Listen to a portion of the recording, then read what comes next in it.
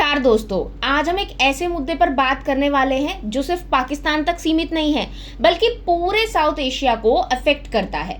बात कर रहे हैं पाकिस्तान के बालूचिस्तान और खैबर पख्तूनख्वा में हो रहे लगातार हमलों की और इसका सीधा असर चाइना पाकिस्तान इकोनॉमिक कॉरिडोर यानी कि सीपेक प्रोजेक्ट पर भी पड़ रहा है। तो चलो शुरू से समझते हैं क्या हो रहा है पाकिस्तान में और इसका फ्यूचर पे क्या असर पड़ सकता है।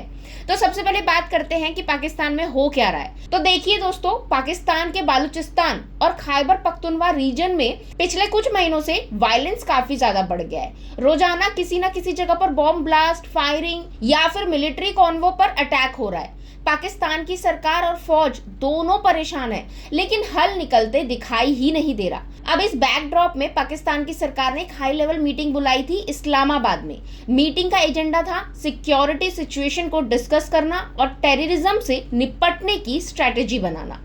अब इस मीटिंग में पाकिस्तान के प्राइम मिनिस्टर शहबाज शरीफ खुद मौजूद थे। उनके साथ डिफेंस और होम मिनिस्टर भी थे। आर्मी के चीफ भी इस मीटिंग में शामिल होने वाले थे। सभी सीएम, गवर्नर और इंटेलिजेंस एजेंसी के टॉप ऑफिशियल्स भी बुलाए गए थे। लेकिन इंटरेस्टिंग बात ये रही दोस्तों कि पाकिस्तान तहरीके इंसाफ यानी कि पीटीआई और बालूचिस्तान नेशनल पार्टी यानी कि बीएनपी के लीडर्स ने इस मीटिंग को बॉयकॉट कर दिया।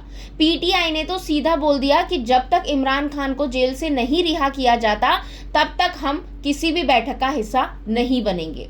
वहीं बीएनपी का कहना था कि उनकी बातें कोई सुन ही नहीं रहा, तो मीटिंग में जाके क्या फायदा। उन्होंने भी इस बैठक से दूर रहना ही बेहतर समझा। दोस्तों, पाकिस्तान की अपोजिशन पार्टीज खुद भी गवर्नमेंट और आर्मी से नाराज है। बालूचिस्तान के मुद्दे पर तो और भी ज्यादा। आपको बता दूं दोस्तों कि पाकिस्तान के पूर्व गृह मंत्री फजलुर रहमान ने तो खुलकर बोला है कि बालूचिस्तान के सीएम खुद जिम्मेदार है इस सिचुएशन के लिए। करप्शन है, गवर्नेंस नहीं है और लोगों को कभी अपनी बात रखने का मौका ही नहीं मिलता।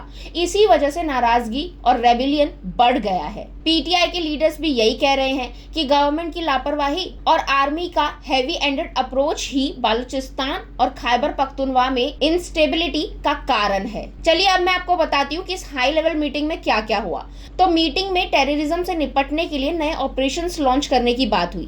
पाकिस्तान की आर्मी और इंटेलिजेंस एजेंसीज ने बताया कि ज्यादातर अटैक अफगानिस्तान के तालिबान से लिंक ग्रुप कर रहे हैं। पाकिस्तान का ये भी मानना है कि काबुल से ही इन सब अटैक्स को सपोर्ट मिल रहा है। अब प्रॉब्लम ये है कि पाकिस्तान खुद तालिबान को पहले सपोर्ट करता था और अब वही तालिबान उनके लिए हेडेक बन गया है। दोस्तों, एक रिपोर्ट के मुताबिक सिर्फ 2024 में अब तक लगभग 1000 लोग टेररिस्ट अटैक में मर चुके हैं और सबसे ज्यादा तो बालूचिस्तान और खैबर पख्तूनख्वा ही इंपेक्टेड है इन सब अटैक से। पाकिस्तान का कहना है कि अफगानिस्तान के जरिए जो मिलिटेंट आ रहे हैं वो ज्यादातर अटैक कर रहे हैं और दूसरी तरफ बालूच फ्रीडम फाइटर्स भी वहां अलग ही मूवमेंट चला रहे हैं। इन सब से पाकिस्तान की सिक्योरिटी एजेंसीज पर डबल प्रेशर बन रहा है। चलिए अब आते हैं असली सवाल पर, सीपेक का क्या होगा। तो दोस्तों, चाइना पाकिस्तान इकोनॉमिक कॉरिडोर यानी कि सीपेक पाकिस्तान के लिए एक बड़ी उम्मीद थी। $60 मिलियन का इन्वेस्टमेंट है चाइना का इस प्रोजेक्ट में। ग्वादर पोर्ट से लेकर काशगर तक सब कुछ सीपेक का हिस्सा है।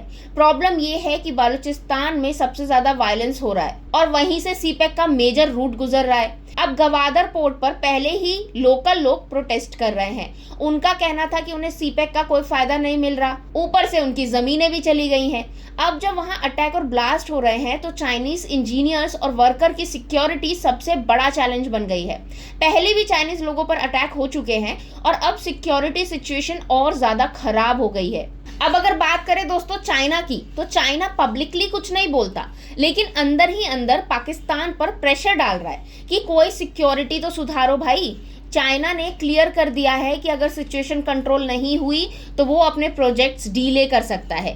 पाकिस्तान पहले से ही इकोनॉमिक क्राइसिस में है और अगर सीपेक प्रोजेक्ट रुक गया तो और ज्यादा बुरा हाल हो सकता है। अब चाइना का स्ट्रेटेजिक इंटरेस्ट भी है सीपेक में, क्योंकि ये उनका अल्टरनेटिव रूट है इंडियन ओशन तक पहुंचने का। लेकिन अगर पाकिस्तान फेल करता है सिचुएशन हैंडल करने में तो चाइना को अपने नए ऑपरेशंस ढूंढने पड़ेंगे, जैसे कि ईरान या सेंट्रल एशिया के रूट्स। अब अगर बात करें दोस्तों फ्यूचर की कि आगे क्या होगा, तो देखो पाकिस्तान की गवर्नमेंट और आर्मी अब ऑपरेशन इंटेंसिफाई करने वाले हैं। शायद और मिलिट्री एक्शंस देखने को मिले, लेकिन अगर लोगों का ट्रस्ट नहीं जीता तो ये प्रॉब्लम और ज्यादा बढ़ने वाली है। चाइना चाहेगा कि पाकिस्तान जल्दी से स्टेबिलिटी लाए, वरना उसका पैसा और स्ट्रेटेजिक इंटरेस्ट दोनों खतरे में पड़ जाएंगे। पाकिस्तान के लिए ये टाइम सर्वाइवल का है, पॉलिटिकली भी और सिक्योरिटी के मामले में भी। तो दोस्तों, ये था एक सिंपल ब्रेकडाउन पाकिस्तान की करंट सिचुएशन का और सीपेक पर उसके इम्पैक्ट का। तो आपको क्या लगता है, क्या पाकिस्तान इस चैलेंजेस से निकल पाएगा या चाइना अपना हाथ खींच लेगा? कमेंट करके हमें जरूर बताइएगा। ऐसे ही वीडियोस के लिए दोस्तों हमारे चैनल को सब्सक्राइब करना बिल्कुल ना भूलिएगा। अब मिलेंगे अगले वीडियो में, तब तक के लिए थैंक यू।